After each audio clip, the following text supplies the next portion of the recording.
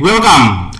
Jika Anda adalah seorang yang tidak memiliki kepercayaan diri untuk berbicara di depan kamera, mungkin Anda adalah seorang kreator yang selama ini hanya membuat konten faceless tanpa muka. Anda tidak punya keberanian diri untuk berbicara di depan kamera. Karena banyak faktor, diantaranya yang sering banget saya temukan adalah Anda merasa muka Anda itu tidak good looking. Anda merasa Anda tidak pede dengan muka Anda.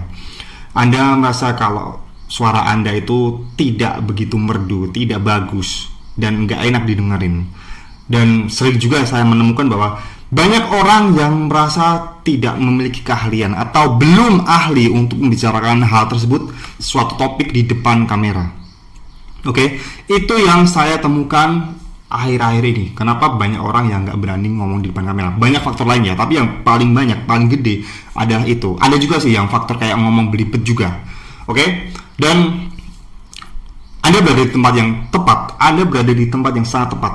Karena selama 1 jam saya akan membagikan pengalaman saya, bagaimana saya mengumpulkan, memupuk kepercayaan diri saya untuk berani berbicara di depan kamera. Oke, sebelumnya saya akan membagikan sebuah disclaimer terlebih dahulu ya. Oke, there's a lot of okay. Oke, video ini oke lagi. Video ini akan sepanjang 1 jam tanpa dipotong dan diedit. Jika Anda adalah orang yang berkomitmen untuk memiliki fokus dalam 1 jam ke depan, saya salut dengan Anda, respect. Karena nggak banyak orang yang memiliki fokus lebih dari 1 jam. Kebanyakan Anda tahu lah, zaman sekarang itu banyak orang yang mengidap short attention span karena banyaknya mengkonsumsi konten-konten pendek TikTok, Reels. Nggak cuman Gen Z doang, banyak orang-orang yang memberikan stigma bahwa Gen Z tuh attention span-nya dikit. Tapi sebenarnya nggak cuman Gen Z doang, generasi saya juga banyak banget orang-orang yang punya daya fokus yang rendah. Nggak sepanjang orang-orang zaman dulu, karena masuknya teknologi zaman sekarang itu bener-bener membuat fokus kita bener-bener berantakan. Dan silakan pause video ini dan bikin kopi terlebih dahulu. Saya ingin selama 1 jam ke depan ini menjadi sebuah proses pembelajaran pengalaman yang asik dan menyenangkan bagi Anda untuk transformasi kepercayaan diri Anda di depan kamera. Oke, silahkan bikin kopi terlebih dahulu atau bikin teh atau apa gitu. Kita bikin sesi ini menyenangkan, tidak terlalu kaku. Kita akan mulai sesi ini. Jadi selama 1 jam ke depan saya akan membicarakan banyak soal mindset. Ada sih beberapa faktor teknis dan teknik untuk berbicara depan kamera, tapi kebanyakan akan berbicara soal mindset. Karena berdasarkan pengalaman saya, ketika mindset saya udah benar, ketika mindset saya itu udah benar-benar terbentuk, semua problem teknis akan bisa diatasi sendirinya. Bukan teknis dulu yang diatasi. Kamera dan lightning mahal tidak akan membantu jika mindset Anda masih belum betul berantakan. Percuma Anda punya kamera iPhone, percuma Anda punya kamera DSLR yang harganya belasan juta, puluhan juta, kalau Anda secara mindset Anda saja belum betul. Itu yang harus dibenerin dulu, mindset dulu. Di akhir video ini Anda akan belajar.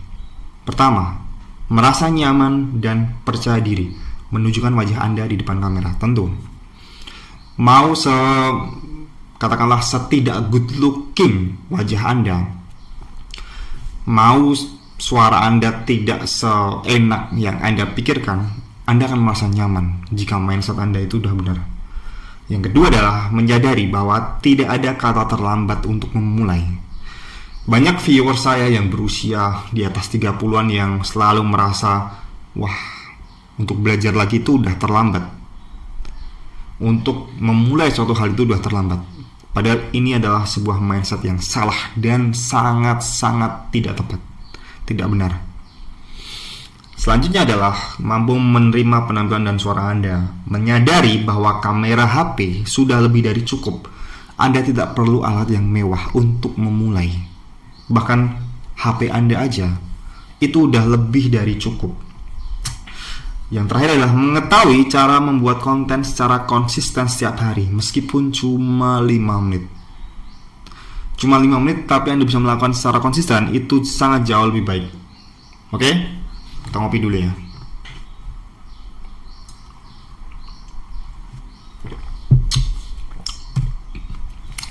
Selanjutnya, kenapa Anda harus mendengarkan saya? Kenapa Anda harus menonton video ini? Kenapa Anda harus melihat seorang yang antah berantah stranger berbicara tentang bagaimana untuk bisa percaya di depan kamera?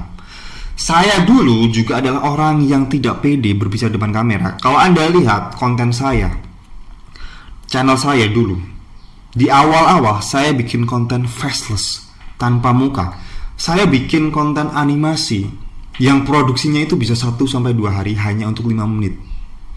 Dan saya bikin konten faceless itu ada sekitar 40 atau 50 video dulu sebelum saya memutuskan untuk berbicara depan kamera. Dan Anda lihat tanggalnya di sini 1 Januari 2023, itu jauh sebelum itu saya juga udah bikin video ya. Butuh berapa tahun sampai saya akhirnya berani untuk berbicara depan kamera? Ada 1 tahun lebih sampai akhirnya saya berani pede berbicara depan kamera. From faceless to fearless, dari yang tidak menampilkan wajah kemudian menjadi orang yang pede, yang bisa berbicara tanpa rasa takut. Dan kabar baiknya adalah saya baru memulainya 1 tahun ke belakang, di usia saya yang bisa dibilang kalau kata orang udah terlalu terlambat untuk belajar. Tapi bener, saya baru belajar untuk berani berbicara depan kamera itu di usia 30-an. Oke? Jadi kalau Anda adalah orang-orang yang berusia 20-an atau mungkin baru belasan, waktu Anda itu belajar itu masih sangat panjang. Nggak ada alasan. Mau umur Anda berapapun itu sebenarnya nggak ada alasan untuk berani berbicara depan kamera. Oke. Channel YouTube tanpa muka yang saya bikin cukup berkembang di awal hingga dapat 1.000 subscriber, 1K subscriber. Tapi apa yang terjadi? Channel saya stuck, mentok di 1.000 subscriber doang. Saya nggak tahu harus ngapain lagi ya. Waktu itu saya benar-benar frustasi dan stres. Produksi konten yang saya bilang tadi butuh waktu 1-2 hari, yang nonton cuma 100 atau 200 views doang. Ada beberapa konten yang sampai puluhan ribu, tapi cuma 1 doang. Dan waktu itu saya merasa sangat stres. Saya tidak bisa mengandalkan sepenuhnya pada AdSense, Google AdSense. Yang apa yang mau diandalkan? Yang nonton cuma 100-200 views. Saya pun berpikir saya harus menjual produk digital saya, jasa saya. Tapi gak ada orang yang membeli sama sekali. Gak ada orang yang percaya sama saya ketika saya masih bikin konten tanpa muka. Saya berpikir harus ada yang diubah. Karena tentu saja melakukan sebuah hal yang konsisten terus menerus tapi gak ada hasil, itu ada sebuah kegilaan. Siapa itu yang lupa aku. Dan memang harus ada yang diubah, harus ada sebuah improvement. Kalau ingin mengalami perubahan, harus ada sebuah improvement sekecil apapun itu. Tapi waktu itu saya nggak tahu mau mengubah apa ya. Saya merasa konten saya itu udah effortnya gila-gilaan lah. Bikin konten animasi, bikin voice over, ngeditnya sampai berjam-jam. Dan menampilkan muka bukanlah sebuah pilihan bagi saya waktu itu, karena saya memiliki banyak alasan kenapa saya tidak berani berbicara di depan kamera. Dan alasannya mungkin sama dengan yang Anda alami saat ini. Di antaranya alasannya adalah insecure dengan wajah Anda, dengan wajah saya, Anda lihat misalnya dari jauh ini mungkin nggak kelihatan ya, tapi ketika Anda zoom, muka saya ini sampai sekarang pun juga masih ada acne scar-nya, bopeng-bopeng jerawat. Dan ini bikin saya insecure, bikin saya nggak berani untuk berbicara di depan kamera. Butuh waktu bertahun-tahun sampai akhirnya saya berani. Suara saya juga merasa suaranya aneh. Saya cadel, saya kadang belibet, dan merasa belum ahli, nggak punya kamera bagus. Bahkan dulu saya memulainya dari kamera webcam doang. Dan ini pun juga saya hanya pakai HP. Apakah ini cukup familiar dengan yang Anda alami sekarang? Oke? Dan ketika saya berusia 20-an, saya ini adalah orang yang introvert, yang tidak berani untuk berbicara di depan kamera, di depan banyak orang, apalagi di depan kamera ya. Saya paling takut kalau disuruh presentasi. Dulu waktu kuliah, pasti kalau disuruh presentasi itu saya hanya kayak membicarakan poin-poin doang, tidak membicarakan banyak poin yang harus dikembangkan. Ada banyak poin-poin, tapi saya cuma membaca yang ada di layar doang. Saya nggak berani untuk mengutarakan atau memberikan sebuah penjelasan pada audiens gitu. Saat presentasi cuma memenuhi tugas kuliah saya doang. Intinya adalah saya sebenarnya bukan seorang yang berbakat. Saya bukan orang yang dari dulu tuh suka ngomong, nggak sama sekali. Saya adalah justru orang introvert yang nggak punya kepercayaan untuk berbicara. Sangat jauh lah dibandingkan sekarang. Dan itu semua hanya alasan. Pada dasarnya saya ini tidak punya kepercayaan diri saja. Semua hanya karena nggak pede. Selanjutnya hanya karena nggak pede, saya membuat banyak alasan. Seperti wajah saya, seperti suara saya, seperti kamera saya, seperti saya introvert. Introvert itu bukanlah sebuah alasan untuk orang itu nggak berani berbicara di depan publik atau di depan kamera. Itu cuma alasan yang dibuat-buat aja. Nah, apa yang mengubah saya? Ketika saya scroll di YouTube, ketika saya di sosial media saya menemukan seorang yang kelak menjadi pahlawan saya. Pahlawan yang memberikan saya kepercayaan diri, yang bernama Amit Gose. Amit Gose adalah pahlawan saya. Karena Anda bisa lihat di sini bagaimana dia orang yang memiliki sebuah kelainan disabilitas yang bernama neurofibromatosis di sini ya. Dia lahir dengan kondisi seperti itu. Tapi konten-konten videonya di channel YouTube-nya mengatakan tentang dia me-encourage orang-orang untuk berani, confidence, berani untuk percaya diri apapun kondisinya. Waktu itu saya langsung terketuk ketika melihat konten yang dia buat. Di situ saya sangat merasa cemen. Saya sangat merasa anjir. Bukannya saya melihat saya lebih bagus dari si Amit Gose ini. Tapi kita melihat ke standar orang masyarakat pada umumnya lah ya. Saya tidak punya masalah dengan muka saya, dalam artian tidak memiliki kelainan seperti Amit Gose itu tadi. Kita melihat orang-orang standarnya lah ya. Tapi Amit Gose ini dengan sangat gagah berani, dengan sangat percaya diri, berani ngomong depan kamera. So amazing. Waktu itu saya sangat merasa cemen banget lah. Saya ini masih diberikan sebuah normal, sesuatu yang normal. Tapi saya selalu beralasan saya tidak pede karena wajah saya. Sebagai lelaki, saya merasa menjadi lelaki yang gagal dan sangat cemen. Sejak saat itu saya pun memberanikan diri untuk berbicara depan kamera, meskipun sangat sulit banget di awal. Tentu saja awal-awal saya bikin konten menampilkan wajah saya butuh effort yang sangat tinggi, belum persiapannya. Tag berkali-kali, konten yang bisa dibilang cuma 5 menit, saya bisa nge-tagnya 1 jam, 2 jam. Hanya karena saya tidak terbiasa aja. Dan semua orang pasti juga akan mengalami hal tersebut. Jadi kalau Anda di awal itu merasa frustasi dengan hal tersebut karena Anda cuma bikin konten 5 menit aja, Anda tag berkali-kali, itu normal. Semua orang mengalami hal kayak gitu. Anda jangan merasa spesial. Pelan tapi pasti, apa yang terjadi 1 tahun kemudian saya sudah jauh lebih nyaman dan natural di depan kamera seperti sekarang. Saya udah gak peduli lagi melakukan banyak kesalahan. Saya udah lebih jauh percaya diri dibandingkan 1 tahun belakang. Dan apa manfaat yang saya dapatkan ketika saya berbicara di depan kamera? Subscriber saya meningkat dari 1000 sampai sekarang video ini dibuat udah mencapai 8000 subscriber. Lonjakannya tuh sangat tajam hanya gara-gara melakukan suatu hal kecil yaitu berani menampilkan muka di depan kamera.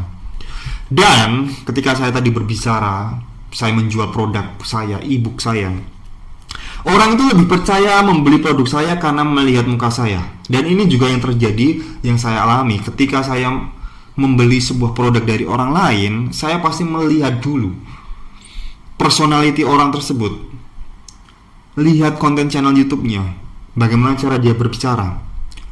Karena dengan begitu saya membuat sebuah bonding. Saya merasa terkoneksi ketika orang tersebut yang menjual sesuatu itu pada saya menampilkan mukanya. Dan mungkin ini yang dialami oleh pembeli-pembeli saya. Ketika saya menampilkan wajah saya, hampir setiap hari saya membuat sebuah penjualan. Saya menjual ebook, template tuh hampir setiap hari.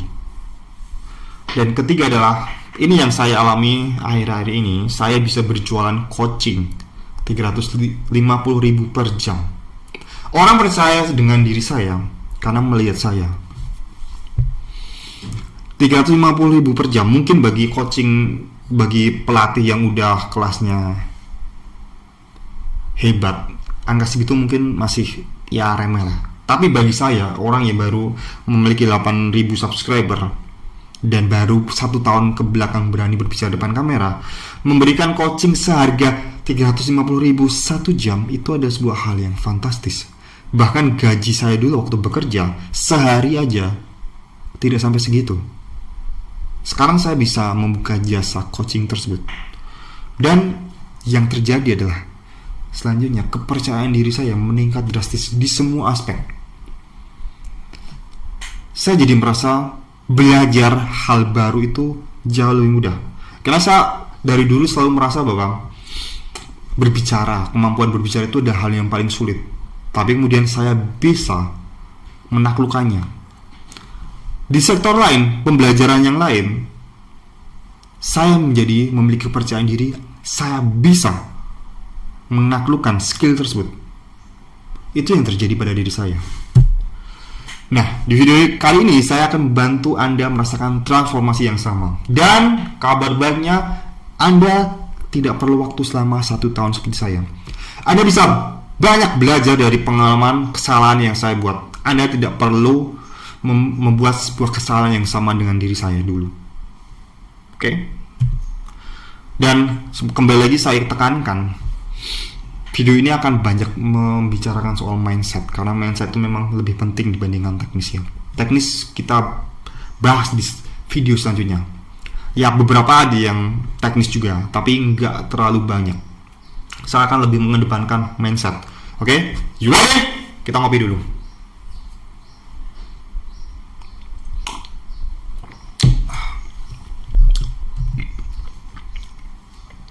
Poin yang pertama, berbicara adalah skill, bukan bakat.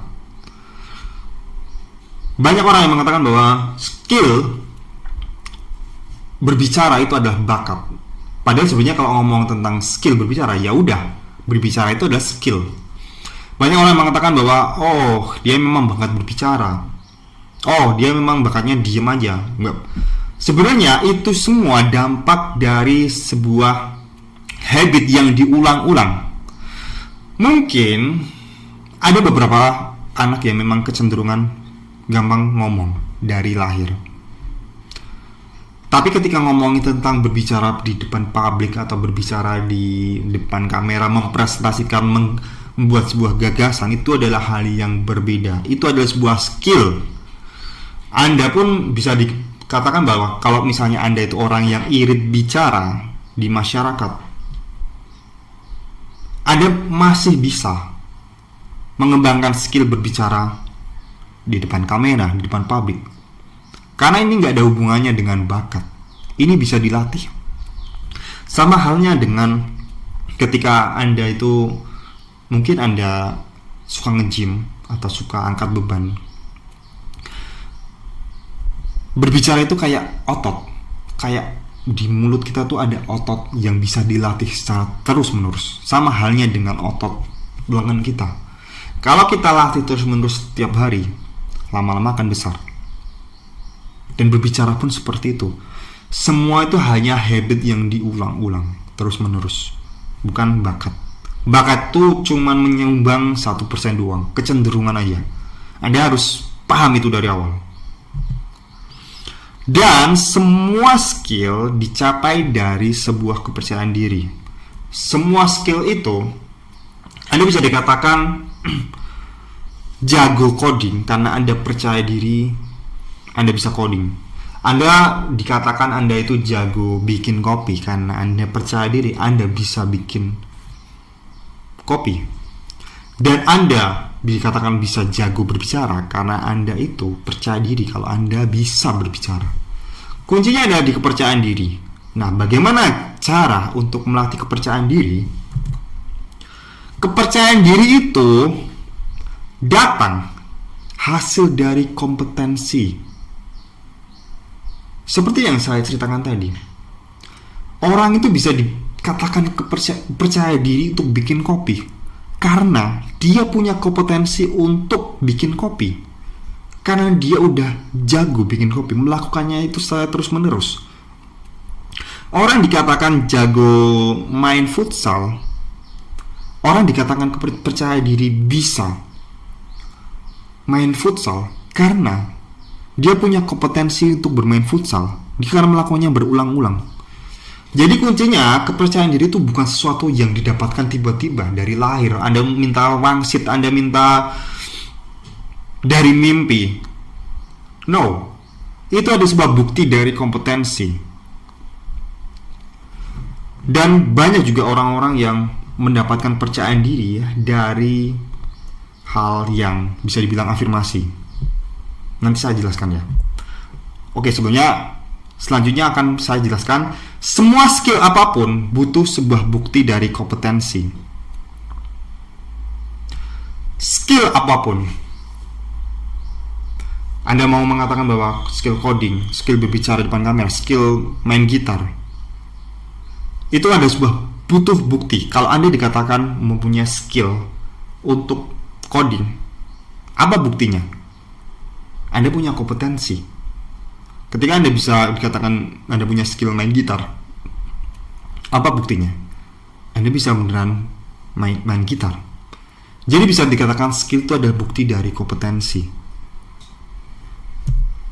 Dan seperti yang saya ceritakan tadi, kepercayaan diri itu didapatkan dari kompetensi. Dan afirmasi doang tidak cukup. Ini yang saya alami. Saya dulu termasuk orang-orang yang suka terlalu lama afirmasi terhadap diri saya, tapi tidak action, tidak melakukan first step. Saya terlalu banyak mengafirmasi berbicara di depan cermin, bahwa saya adalah orang yang bisa berbicara di depan kamera, saya adalah orang yang bisa menjadi pemimpin, saya adalah orang yang punya komunikasi yang bagus. Bahkan saya dulu juga menulis banyak kalimat-kalimat afirmasi di buku saya. Itu ada sebuah langkah pertama. Afirmasi itu penting. Saya mengatakan itu tidak penting ya. Tapi yang lebih penting adalah Anda butuh first step, langkah pertama. Afirmasi itu cuman kayak 1% doang, effort yang harus Anda lakukan. Semua hasil itu tergantung pada first step Anda, langkah pertama Anda.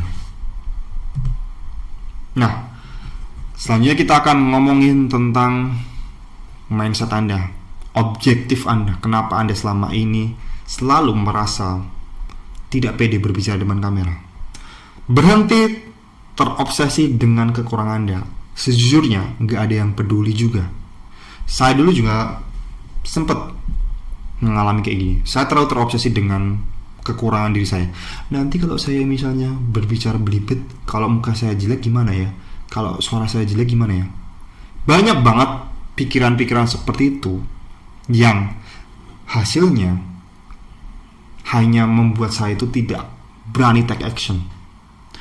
Dan apa yang terjadi ketika saya udah melakukan first step berkali-kali? Gak ada orang yang peduli dengan kekurangan saya. Katakanlah saya ngomongnya masih belibet, saya ngomongnya masih nggak on point, nggak ada yang peduli. Dengan wajah saya juga nggak ada yang peduli. Selama ini saya cuma terobsesi dengan hal tersebut ya. Orang itu menonton video Anda karena pembahasan materi Anda. Orang itu terlalu sibuk untuk ngurusin Anda. Jadi Anda tidak usah terlalu pede. Jangan terlalu terobsesi dengan kekurangan Anda, oke? Nah, tidak ada yang salah dengan muka Anda. Kalau Anda selama ini berpikir bahwa Anda itu tidak good looking, Anda tidak memiliki wajah yang ganteng, tidak memiliki wajah yang glowing, sejujurnya rasa insecure Anda lah yang bermasalah, bukan wajah Anda yang bermasalah. Anda harus bereskan rasa insecure Anda itu, bukan wajah Anda. Sangat jauh lebih penting insecure Anda itu dibereskan. Kalau Anda lihat konten-konten di YouTube lah, berapa banyak sih orang-orang yang memiliki wajah good looking yang Anda tonton? Anda objektif aja sekarang. Banyak juga orang-orang yang bisa dikatakan tidak memiliki wajah good looking yang berani berbicara depan kamera. Saya juga termasuk orang-orang yang tidak memiliki wajah good looking, kalau bisa dikatakan standar orang-orang ya. Dan sejujurnya orang itu cuma pengen nonton konten Anda, bukan wajah Anda. Yang harus Anda bereskan terlebih dahulu adalah insecure Anda terlebih dahulu. Ini sangat jauh lebih penting dibanding Anda berpikir, aduh, muka saya tidak good looking, saya nggak berani berbicara depan kamera. Sampai kapanpun Anda akan tidak berani berbicara depan kamera karena Anda memiliki memiliki insecure. Mau wajah Anda itu udah glowing, mau wajah Anda itu udah ganteng, kalau rasa insecure Anda belum dibereskan, Anda tidak akan berani. Oke? Selanjutnya adalah semua orang di dunia ini memiliki haters. Jangan pernah merasa spesial. Yang membedakan orang-orang yang kelihatannya punya haters banyak itu karena orang tersebut sering tampil di depan publik, sering tampil di internet. Jadi orang itu punya haters. Pada dasarnya semua orang itu punya haters. Mau orang yang alim, mau orang yang dipandang sekalipun di masyarakat, pasti ada orang yang tidak suka dengan orang tersebut. Anda harus paham ini. Dan Anda tidak perlu takut dengan haters. Karena berdasarkan pengalaman saya, dari 100 orang, katakanlah 100 orang yang nonton video saya, haters itu paling cuma 2-3 orang aja. 97, 96 orang-orang yang bersedia mendukung Anda. Anda pasti akan merasakan itu ketika Anda udah berani berbicara depan kamera, udah berani menampilkan wajah Anda. Anda nggak usah takut the haters yang selalu mengomentari fisik. Saya juga pernah dikomentari secara fisik, pernah juga. Tapi saya selalu melihat, ngapain saya mengurusin orang-orang yang cuman bagian kecil itu? Mending saya terus membuat konten untuk orang-orang yang mensupport saya. Itu ada kuncinya. Dan Anda jangan pernah merasa spesial. Semua orang punya haters. Kalau misalnya video Anda itu banyak dikomentari jelek nanti, semua orang juga pernah ngalamin. Jangan merasa spesial. Oke? Selanjutnya adalah ini yang saya pelajari, self-acceptance dan self-improvement. Self-acceptance dalam artian adalah ketika saya udah berani berbicara depan kamera, saya menerima diri saya apa adanya. Saya menerima kekurangan diri saya. Saya menerima saya bahwa dengan wajah seperti ini, seperti saya yang saya alami sekarang, saya bisa menampilkan wajah saya di depan kamera. Dengan suara saya yang masih belibet, bicara saya yang masih belibet, dengan saya yang masih belum ahli ini, saya bersedia menerima diri saya. Self love, mencintai diri saya. Karena sejak saya berani berbicara depan kamera, saya memandang diri saya itu penuh dengan respect. Tidak lagi saya merasa insecure hanya gara-gara saya berani berbicara depan kamera. Dan setelah self-acceptance, setelah berani menerima diri saya sendiri, saya melanjutkan itu dengan improvement, self-improvement. Apa yang bisa saya perbaiki? Mungkin dari saya berbicara depan kamera, Dari dulu yang masih belibet, dari dulu yang masih kebanyakan kemudian saya kurangi pelan-pelan. Tapi yang harus Anda lakukan sebelum melakukan self improvement, Anda harus belajar self acceptance terlebih dahulu, menerima diri Anda. Karena kalau misalnya Anda tidak menerima diri Anda kondisinya sekarang, Anda tidak akan pernah bisa melakukan self improvement, pengembangan diri sampai kapanpun. Karena Anda tidak tahu apa yang harus Anda perbaiki. Anda tidak menerima diri Anda. Oke? Selanjutnya adalah berhenti nungguin momen, berhenti menunggu momen. Start sekarang. Ini yang saya alami dulu. Saya dulu juga pernah ngalamin, nanti kalau misalnya saya berbicara depan kamera itu kalau udah 5.000 subscriber. Nanti kalau saya berani ngomong depan kamera, kalau muka saya udah glowing, udah mulus. Dan apa yang terjadi? Nggak usah nunggu sampai 5.000 subscriber. Dari 1.000 subscriber saya sudah menampilkan wajah saya. Dan no problem, sama sekali tidak ada masalah. Tidak harus menunggu kameranya bagus, tidak harus menunggu wajah saya glowing. Bahkan saya dulu malah nyesel, kenapa saya nggak dari dulu, nggak dimulai dari nol. Dan kalau Anda melihat video ini, mungkin Anda baru memulai channel YouTube Anda baru mendapatkan 10 subscriber, 100 subscriber, Anda sangat jauh lebih beruntung kalau Anda start dari sekarang dibandingkan saya. Karena proses belajarnya akan sangat jauh lebih panjang dibandingkan saya. Anda akan sangat jauh lebih expert dibanding saya. Anda bisa membuktikan bahwa Anda adalah action taker, bukan orang-orang yang menunggu momen semua perfect. Ini yang saya sesali dulu, dan saya tidak ingin Anda merasakan hal yang sama. Dan HP Anda lebih dari cukup untuk mendapatkan 1.000 subscriber. Ini yang saya alami setelah saya memberanikan berbicara depan kamera. Dulu saya bahkan cuma pakai webcam doang, bukan pakai HP. Webcamnya harga 100 ribuan. Anda bayangin aja, itu udah lebih dari cukup. Justru ketika Anda itu bisa berbicara dengan handphone doang, Anda itu tidak perlu ribet-ribet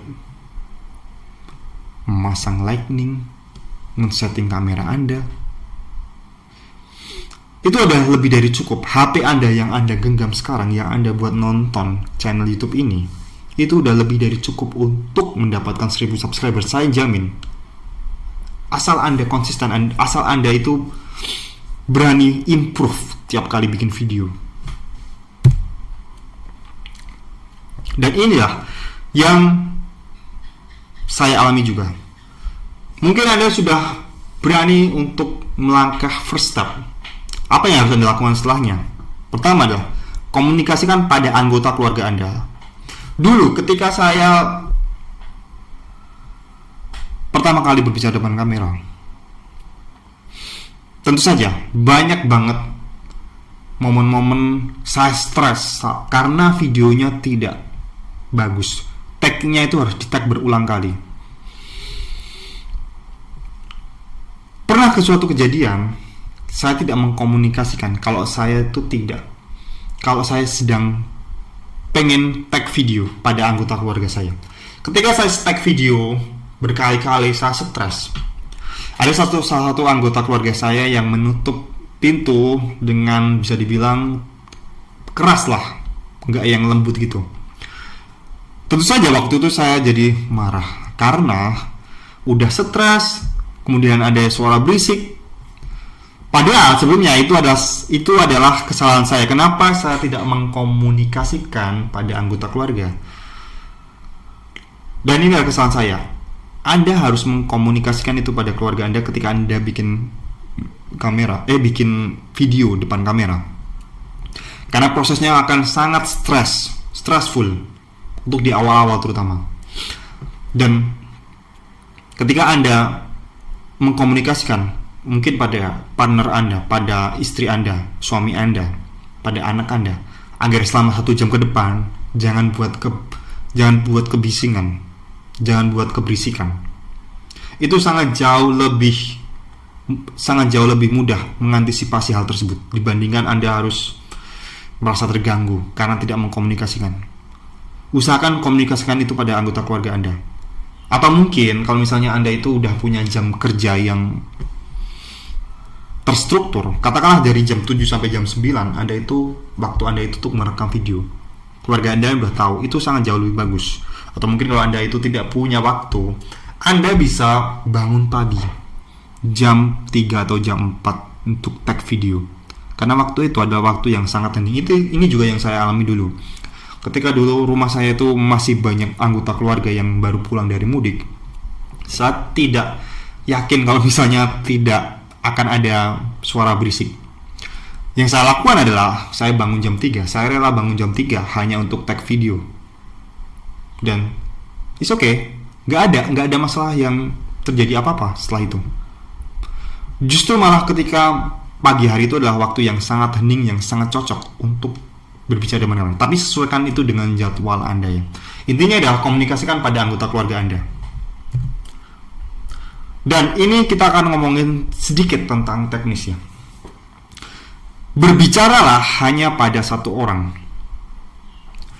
Dulu ketika saya bikin konten, berbicara depan kamera, saya selalu memanggil audiens saya dengan sebutan "Hai guys", "Hai teman-teman", halo para pejuang.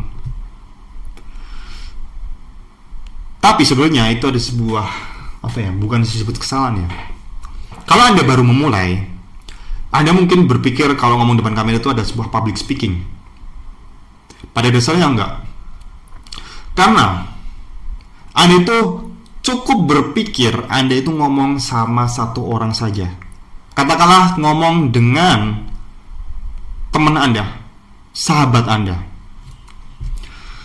Kalau Anda selalu berpikir bahwa Anda itu sedang berbicara di depan banyak orang, public speaking, Anda akan mengalami nervous, ketidakpercayaan diri. Lain halnya ketika Anda itu menempatkan Anda itu sedang ngobrol dengan teman Anda. Dan ilmu yang mengatakan bahwa berbicara pada satu orang ini saya dapatkan ketika saya di luar konteks public speaking, ketika saya belajar tentang direct response marketing pada mentor saya. Komunikasikan konten-konten itu pada satu orang aja. Itu sangat jauh lebih personal dan private. Dan keuntungannya bagi diri kita tidak ada tuntutan, kita tidak ada tekanan, kita sedang berbicara di depan publik. Ini sangat jauh lebih nyaman. Apalagi ketika Anda baru memulai. Perlakukan lensa kamera Anda itu sebagai mata dari teman Anda, dari sahabat Anda. Ini sangat jauh lebih mudah dibandingkan Anda selalu berpikir bahwa wah, saya sedang berbicara di depan banyak orang. Mungkin faktanya, kejadiannya, video Anda akan banyak ditonton oleh 10 orang, 20 orang, ratusan ribu orang, bahkan. Tapi Anda harus sadar bahwa orang-orang yang nonton video Anda itu kebanyakan menonton sendiri, cuma satu orang dengan HP. Jadi menurut saya lebih baik Anda itu memfokuskan untuk berbicara pada satu orang. Mulai memanggil dengan sebutan Anda. Mungkin kalau misalnya Anda itu lebih ingin santai dengan sebutan lo atau kamu. Intinya adalah perlakukan berbicara depan satu orang. Oke, selanjutnya adalah script video is okay, tapi cukup poin per poin. Dulu ketika saya di awal berbicara depan kamera, saya membuat skripnya itu full saya buat skrip. Satu video 5 menit itu saya buat skripnya semua. Dan apa yang terjadi ketika saya bikin video, saya terlihat seperti robot. Gak ada koneksi dengan audiens. Kayak orang-orang pembawa acara itulah. Orang pembawa acara itu pasti nontonnya juga gak nyaman ya. Cukup poin per poin aja. Anda harus belajar dari kesalahan saya. Karena ketika Anda itu bikin skrip video, Anda butuh waktu yang lama, tentu saja. harus mikirin, kemudian Anda harus menghafal itu. Belum lagi kalau misalnya menghafal, otak kita itu tidak didesain untuk menghafal. Otak kita itu tidak didesain untuk menyimpan memori yang panjang. Otak kita itu didesain untuk mengenerate ide, untuk menghasilkan ide. Makanya orang banyak yang nggak bisa menghafal. Dan itu normal, itu bukan suatu hal yang kekurangan. Memang dasarnya kita itu tidak bisa menghafal. Itu suatu hal yang panjang dan lebar. Makanya cukup script poin per poin aja. Katakanlah Anda itu pengen ngomongin tentang coding, ngomongin tentang Google Sheet, Google Doc, tutorial. Kalau misalnya Anda itu udah punya pengalaman, cukup bikin poin-poinnya agar video Anda itu tidak melenceng dari tujuan awal. Ya seperti yang saya lakukan sekarang, cukup bikin poin-poinnya doang. Kemudian Anda bisa jelaskan itu dengan pengalaman Anda, dengan expertise Anda. Itu sangat jauh lebih natural dibandingkan Anda harus script semua video, script semua obrolan yang ada di video. Karena tentu saja itu nggak natural, itu nggak otentik menurut saya. Anda akan terlihat seperti robot. Nah, ini yang saya bicarakan tadi. Kopi dulu ya.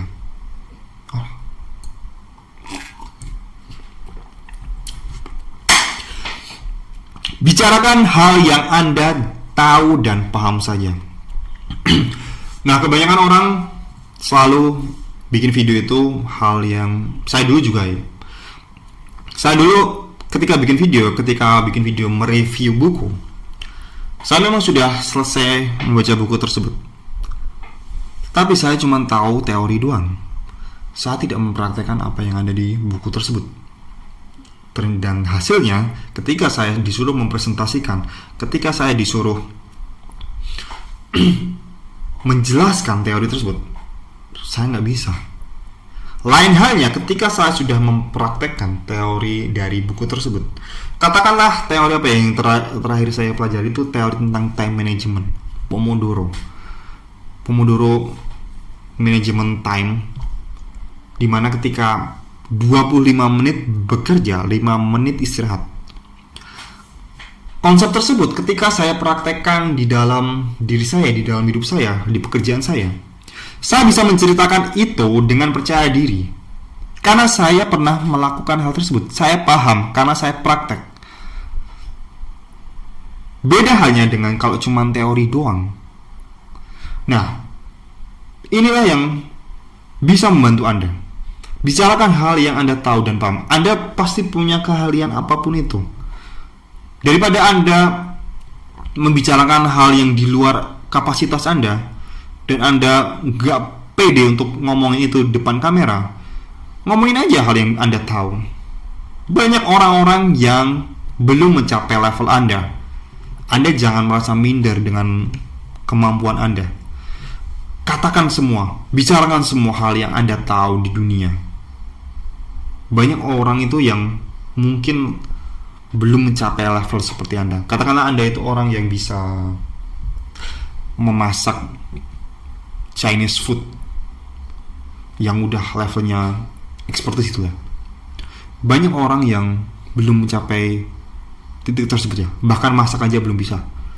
Dan Anda merasa pede untuk bisa membicarakan itu. Ya udah bicarain aja karena Anda punya pengalaman. Akan sangat jauh lebih mudah Anda itu bercerita pengalaman Anda daripada cuman berbicara teori. Ini bukan ketika berbicara dengan kamera itu bukan tentang memberikan sebuah kuliah atau berada di depan kelas untuk berbicara teori ya. Beda. Ceritakan pengalaman Anda dan cerita Anda. Itu sangat jauh lebih mudah. Oke, ini yang saya bilang tadi. Cerita Anda akan membuat Anda lebih otentik. Katakanlah Anda belajar tentang teori Pomodoro tadi. Kemudian ada teori lagi tentang to-do list. Kenapa orang itu harus membuat to-do list? Kenapa orang itu tidak membuat to-do list? Kenapa orang itu membuat to-do list itu dibuat minimalis? Anda bisa bereksperimen dan menceritakan pengalaman Anda. dan pengalaman Anda itu bisa jauh lebih otentik.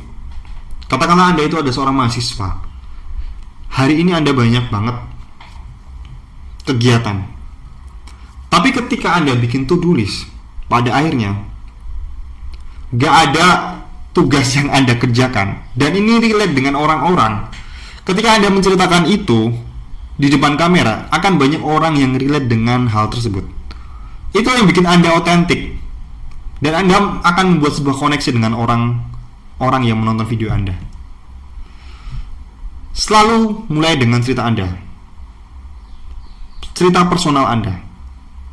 Itu sangat jauh lebih mudah. Ceritakan pengalaman Anda. Oke? Perfection, fokus aja pada relatable. Mungkin Anda selalu berpikir bahwa aku harus jadi ahli dulu nih.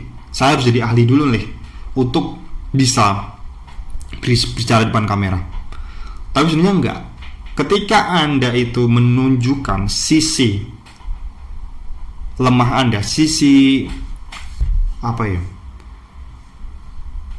sisi lemah, intinya adalah sisi yang tidak sempurna dari diri Anda, orang itu akan sangat jauh lebih relatable dengan Anda.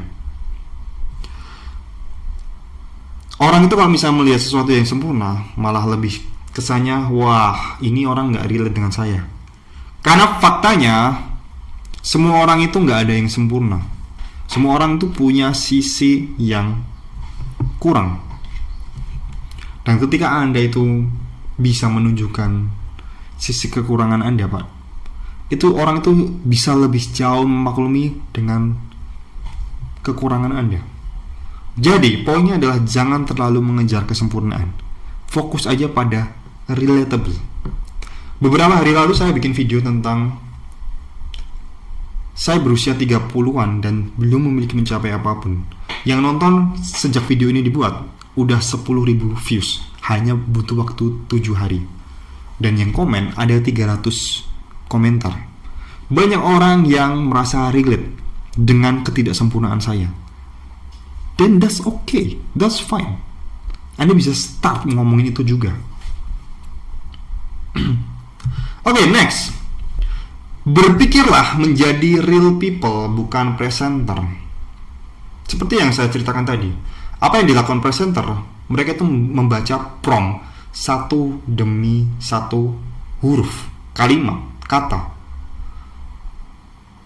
Kalau Anda berpikir menjadi real people, Anda berpikir menjadi seseorang,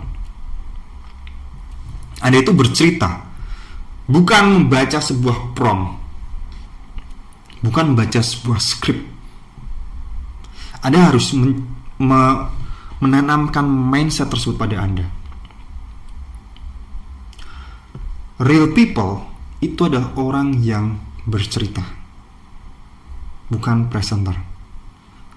Jadi berpikirlah Anda itu bikin video itu selainnya Anda sedang ngobrol dengan teman Anda, dengan audiens Anda, bukan presenter. Dan ini juga saya alami dulu. Ketika saya dulu berpikir saya adalah presenter, sangat kaku, sangat terdengar robot, kaku banget lah, jelek. Oke, jangan lakukan itu. Nah, ini yang saya alami dulu juga. Saya dulu juga orang-orang yang selalu berpikir, wah, editan saya juga harus bagus, editan saya tuh harus perfect, harus benar-benar dipolis sana sini. Tapi faktanya orang itu nggak peduli dengan editan Anda. Mereka hanya peduli pada Anda, konten Anda, isi Anda. Mereka hanya peduli pada diri mereka sendiri. Katakanlah Anda itu sedang bikin konten tentang bagaimana cara untuk bisa bernyanyi, bagaimana cara untuk bisa bermain gitar. Orang itu cuman fokus pada ilmu yang Anda berikan, pada masalah yang mereka alami. Mungkin orang tersebut memiliki masalah gak bisa bermain gitar. Mereka cuman fokus pada diri mereka saja. Mereka gak peduli dengan editan Anda. Ketika Anda bisa menyelesaikan masalah dari audiens Anda, itu sangat jauh lebih penting. Dan banyak juga konten kreator yang ibaratnya nggak pakai editan yang gimana-gimana, cukup pakai HP langsung diupload. Anda tahulah kayak Guru Gembul, berapa subscriber dari Guru Gembul, dan Anda lihat videonya kayak gimana. Gondrong Labanan, salah satu subscribernya saya cukup tonton juga, editannya nggak yang gimana-gimana. Jadi jangan merasa kalau misalnya Anda itu nggak bisa ngedit, Anda jadi nggak berani untuk bikin konten. Justru malah lebih natural. Orang-orang yang, saya kemarin mendapat sebuah komentar dari salah satu subscriber ya, dia mengatakan bahwa, "Bang, jangan dikasih musik lah backgroundnya itu, background videonya itu, karena akan ada orang-orang yang lebih enjoy untuk menyimak obrolan yang lebih natural, orang-orang yang bisa dibilang udah berusia lebih gitu." Nanti akan saya tampilkan ya komentarnya. Intinya adalah, kalau Anda selalu berpikir bahwa video yang bagus itu adalah video yang editannya wow, enggak. Selalu ada segmen market, target market yang memiliki preferensi yang berbeda. Dan apakah jumlahnya besar? Besar. Anda nggak usah khawatir. Jika Anda itu punya kekurangan dalam soal editing, Anda optimalkan di hal yang lain. Mungkin Anda bisa optimalkan di kemampuan Anda berbicara. Yang ini adalah yang saya lakukan. Saya sendiri tidak memiliki skill editing yang bagus. Saya udah berusaha bagaimana caranya untuk bisa bikin editing yang bagus, tapi saya mungkin terhalang karena tools atau memang skill saya aja yang belum nyampe.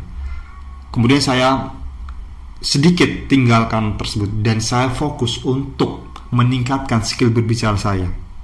Itu sangat jauh lebih hal yang masuk akal bagi diri saya. Anda pun bisa melakukan hal tersebut juga. Oke? Selanjutnya adalah, ini yang kesalahan saya dulu yang saya ingin Anda tidak melakukannya. Biasakan untuk tidak memotong video. Embrace the pause. Ketika saya dulu di awal berbicara depan kamera, saya memotong-motong video saya. Katakanlah saya itu cuma bisa ngomong 10 detik doang, kemudian saya sambung lagi. Dan apa yang terjadi?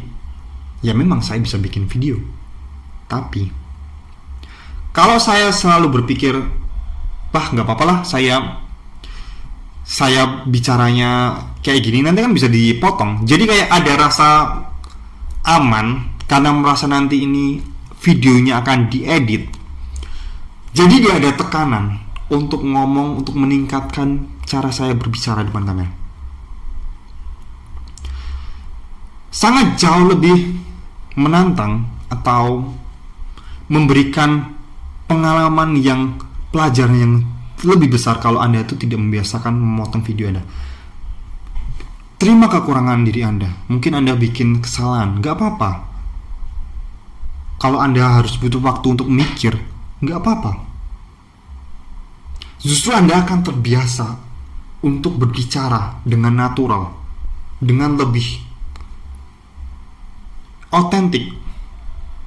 Banyak banget tuh sekarang YouTuber yang katakanlah udah gede, udah jutaan subscriber, ratusan ribu subscriber, tapi ketika berbicara di depan kamera, kan bikin konten, masih banyak juga yang dipotong-potong kayak gitu. Ya menurut saya sendiri ketika menonton video kayak gitu, jujur saya nggak nyaman. Saya lebih suka yang otentik karena memberikan saya skill, memberikan saya sebuah kondisi fight and flight, dimana kalau saya itu tidak memotong video saya jadi terbiasa dengan pause yang panjang, dengan kesalahan, dan kesalahan itulah yang akan membuat saya jauh lebih baik, improve jauh lebih baik. Oke? Biasakan untuk tidak memotong video. Selanjutnya adalah ketika Anda udah paham dengan semua yang saya sebutkan tadi, bangun momentum dari satu video. Momentum di sini adalah ketika Anda udah bikin satu video, akan sangat jauh lebih mudah untuk membuat video kedua, ketiga, keempat. Ada sebuah teori dari Einstein yang mengatakan bahwa benda yang bergerak itu akan cenderung bergerak terus. Benda yang tidak bergerak akan cenderung tidak bergerak. Kalau Anda tidak take action dari sekarang, tidak bikin satu video, Anda tidak akan bikin video selamanya.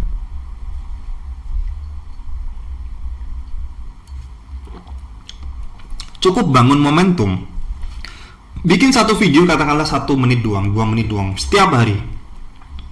Itu sangat jauh lebih enjoy dibandingkan Anda itu bikin video katakanlah 10 menit tapi cuma 1 bulan sekali. Ketika Anda di awal, Anda butuh momentum untuk mengumpulkan kepercayaan diri Anda. Oke? Next. Seperti yang saya bilang tadi, rekam setiap hari meskipun hanya 1 menit. 1 menit, katakanlah 1 menit video Anda. Kalau Anda melakukan itu selama 30 hari tanpa stop, Anda udah bikin 30 menit video. Dan di proses 30 menit video tersebut, Anda akan mendapatkan banyak banget pengalaman, mendapatkan banyak banget kesalahan yang Anda dapatkan. Dibandingkan Anda bikin suatu video sebulan sekali 10 menit. Kita ngomongin tentang compoundingnya ya. Jika di awal Anda butuh sebuah konsistensi, cukup rekam video Anda itu 1 menit aja, udah lebih dari cukup. Dan inilah yang mungkin membedakan orang-orang yang udah bikin video selama bertahun-tahun, udah berbicara selama bertahun-tahun dengan Anda yang akan transformasi beberapa bulan ke depan. Anda harus mereview setiap video yang Anda post. Kenapa? Karena Anda harus membuat improvement di next video. Katakanlah Anda merekam video 1 menit, Anda jangan malu untuk menonton lagi video tersebut. Anda lihat apa yang bisa Anda perbaiki, apa yang Anda bisa tingkatkan. Banyak orang yang udah bikin video, YouTuber gede yang udah bikin video ratusan, tapi mungkin tidak mereview cara mereka berbicara, sehingga sampai 1 juta subscriber pun orang tersebut masih memotong-motong videonya, masih belum lancar. Setiap kali Anda berbicara depan kamera, Anda menguploadnya, selalu review video Anda. Apa yang bisa Anda tingkatkan? Katakanlah misalnya Anda video Anda itu 1 menit. Ketika dilihat lagi, jangan malu untuk melihat lagi. Mungkin dari cara Anda berpakaian, dari cara Anda berbicara, dari cara volume video Anda bisa mereview hal tersebut. Akan banyak banget hal yang Anda review. Mungkin video ini juga akan saya review banyak hal kesalahan yang saya buat selama saya bikin video ini. Dan that's okay, that's normal. Gak ada yang sempurna, gak ada video yang sempurna. Record, upload, review, repeat, simple. Itu adalah hal yang simple. Selalu review dan ulang terus menerus. Saya yakin selama 3 bulan Anda akan lancar berbicara depan kamera. Asal Anda mau review, Anda mau melakukan itu secara konsisten, Anda akan bisa berbicara depan kamera. Cukup waktu 3 bulan dengan percaya diri. 3 bulan aja. Anda tidak butuh waktu selama 1 tahun. Karena selama saya 1 tahun tuh saya banyak melakukan kesalahan. Saya dulu ketika berbicara depan kamera dan menguploadnya itu saya tidak mereview video saya. Ini yang memperlambat proses saya. Dan kalau Anda udah tahu dari kesalahan saya, Anda jangan lakukan hal yang sama. Beranikan untuk mereview video Anda. Anda jadi tahu apa yang harus Anda perbaiki di depan. Oh, jadi kurang gini ya. Oh, jadi kurang gini ya. Oke.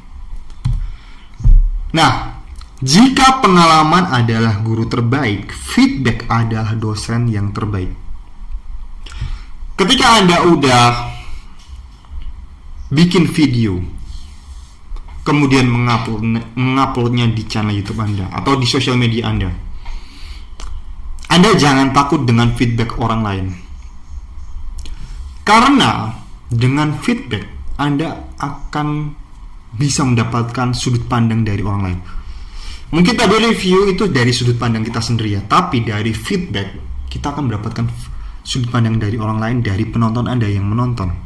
Dan Anda harus menerima feedback tersebut, asalkan membangun. Ini yang saya alami. Beberapa hari yang lalu saya sempat mendapatkan feedback.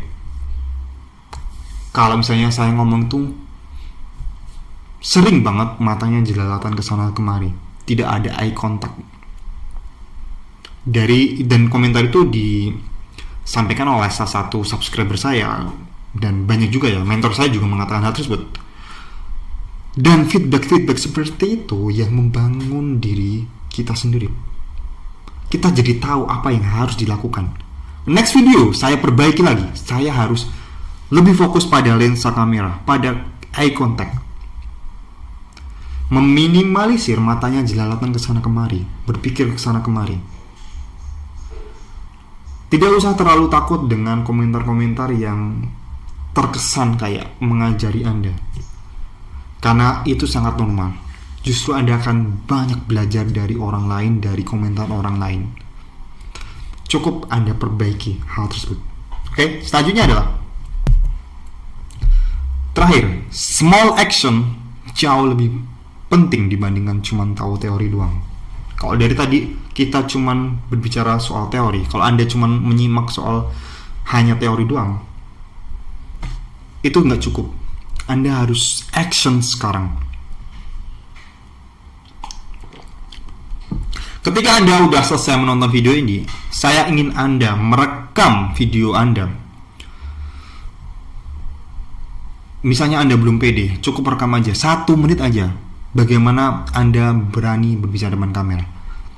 Anda simpulkan video ini selama 1 menit. Dan kalau misalnya Anda udah melakukan hal tersebut, Anda bisa komen di video ini ya. Saya ingin Anda memiliki mentalitas action taker. Itu sangat jauh lebih penting dibandingkan hanya tahu teori doang. Teori doang gak cukup. Dan jika Anda ada seseorang yang butuh pendampingan private selama 30 hari, Anda bisa isi link form di deskripsi video saya.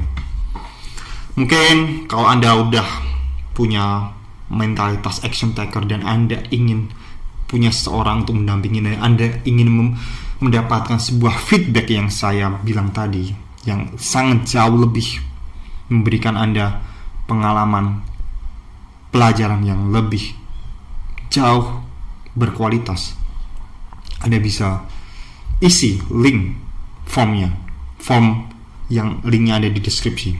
Saya akan mendampingi Anda selama 30 hari sampai Anda benar-benar pede untuk berbicara depan kamera. Oke? Silahkan isi formnya di link deskripsi. Sekali lagi, progress over perfection. Progress itu lebih penting daripada kesempurnaan. Small action, lakukan sekarang. Rekam video Anda 1 menit sekarang. Komen video ini kalau Anda udah take action. Oke? Terima kasih. Sekian video yang bisa saya sampaikan. Semoga Anda bisa take action. Semoga video ini memberikan banyak manfaat. Nggak cuma manfaat teori doang, tapi bisa memberikan Anda sebuah sentuhan, sebuah kobaran api semangat untuk take action. Itu yang sangat jauh lebih penting. Terima kasih, sampai jumpa di video berikutnya.